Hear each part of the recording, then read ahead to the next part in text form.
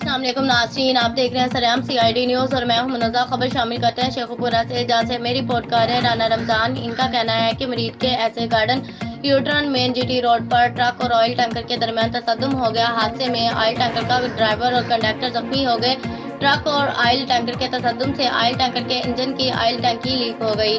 Rescue 1122 मरीद की इमदादी टीमों ने मौके पर पहुंचकर एरिया कार्डन ऑफ करने के बाद इमदादी कार्रवाई करते हुए जख्मियों को मौके पर तिबी इमदाद दी, जबकि ऑयल टैंकर की तेल वाली टंकी से बहने वाले तेल पर मट्टी डालकर आग के खतरे को कम कर दिया।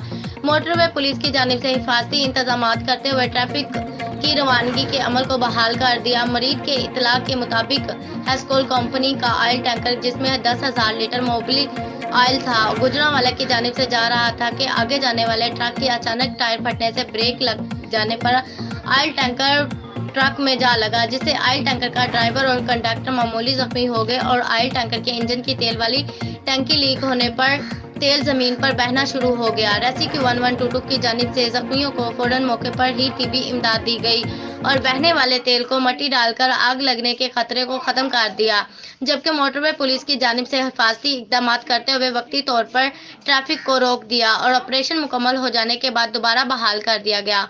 मज़ीद अपडेट्स के लिए हमारी वेबसाइट विजिट करें www.sareamcidnews.com।